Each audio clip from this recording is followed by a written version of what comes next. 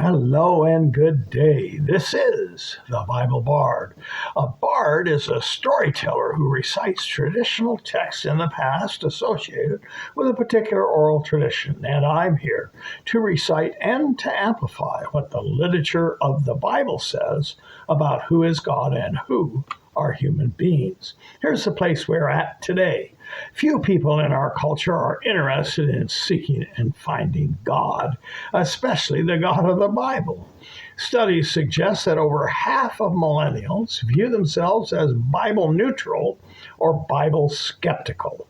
Some even view the Bible as much out of date or irrelevant to modern times, and sometimes even a dangerous book of dogma.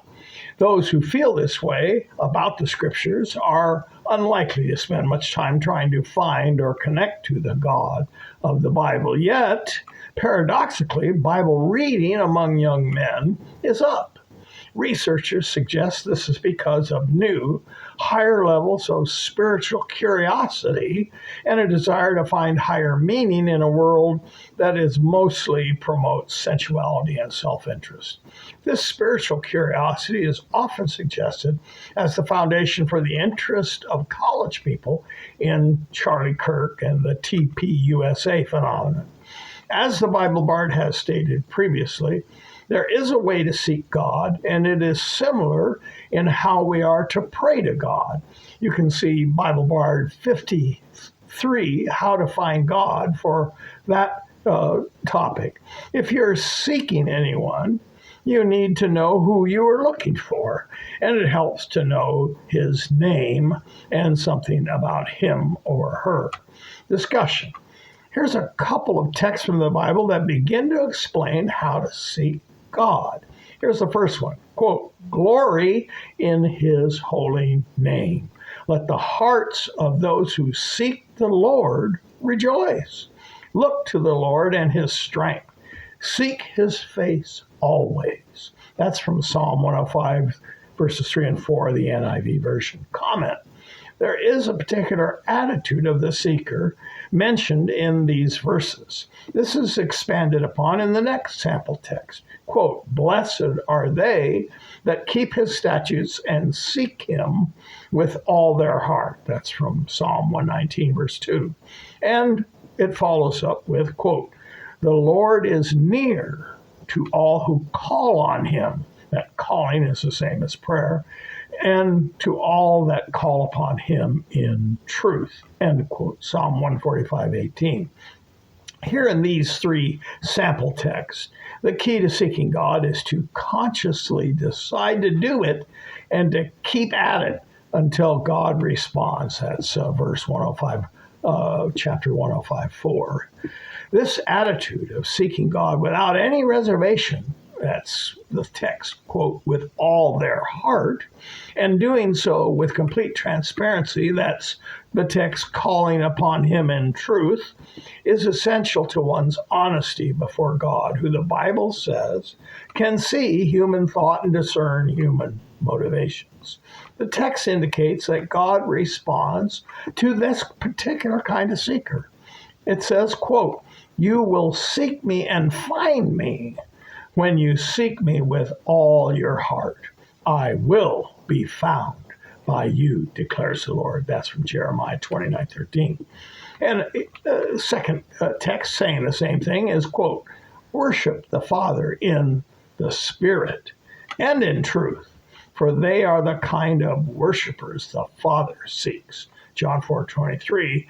Comment. God is seeking you.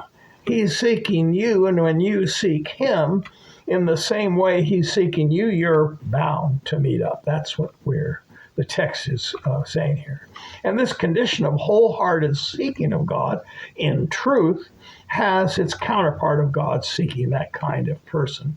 The seeker is in the Spirit and in truth, and that person is encouraged that God is also looking for them. If I am seeking God and he is seeking me, the promise is we will find each other. The problem comes when the would-be seeker lacks the qualities the text calls for. That's faith that the God of the Bible exists, the energy to seek God wholeheartedly and to do so truthfully. That's without any deception, manipulation in one's heart. No hidden motive, no duplicity. So if that condition describes you, then a single hope yet exists. You can call out to God without any condition, like the old drunk who prayed, "God, if you are up there, save me," end quote. Summary: we have a story illustration of this kind of a drowning person crying for help in John 9, verses 20 to 29, where we read the story of the loving father who brings his son to Jesus for healing. The father describes the situation as follows, quote, "Teacher, I brought you my son who is possessed by a spirit that has robbed him of speech. Whenever it seizes him, it throws him to the ground. He foams at the mouth, gnashes his teeth, and becomes rigid," end quote. When the father brings the boy forward to Jesus, quote, "the boy fell to the ground and rolled around foaming at the mouth," end quote. That's what the text says. Note, in modern times, we would call this a grand mal seizure. That's how we would term it because we live in an anti-supernatural world. But with his son convulsing at his feet, the father in this story says to Jesus, "But if you can do anything, take pity on us and help us," end quote. Jesus responds to the father's request, saying something kind of ironic. He says, quote, "If you can?" He's repeating the father's words with amazement. "If you can," said Jesus, "everything is possible to the one who believes." That's what he tells the father. And immediately the boy's father exclaimed, "I do believe. Help me overcome my unbelief," end quote. This "if you can" plea expresses an honest, doubt-tinged hope of the desperate father. In his initial response, Jesus puts his finger on the doubt underlying the plea and says back to the father, "If you can." For then Jesus emphasizes the importance of faith, but the father is desperate. He has the faith to hope for help, but he acknowledges there's a foundation underneath of unbelief. And he says, quote, "Help me overcome my unbelief." The response of Jesus is the same as the response of God to our cry for help. When our cry for help includes this mix of faith and unbelief swirled together in our desperate moment, God always responds to human honesty. This is the teaching of the text. If you cannot be honest with God even about your unbelief, then can you even be honest with yourself about how you feel in the moment? Conclusion: this is the way the Bible Bard works. Brief recitations are closely focused, no distractions, no rabbit trails. We're talking about what the literature of the Bible states, the ideas and concepts it presents, because most people have never engaged with biblical thought. Make up your own mind whether you agree or disagree with what the Bible teaches.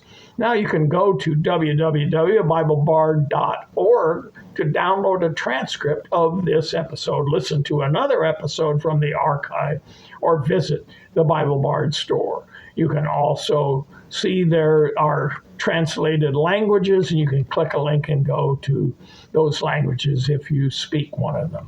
Support the Bible Bard podcast on Patreon. You can find Bible Bard USA there. As little as $1 a week or $5 a month helps to cover the costs of the podcast. You can also give at GoFundMe or at our website, click the donate tab and make a contribution. Send the Bible Bard any questions or remarks you care to offer to BibleBardUS@gmail.com. Glad to hear from you.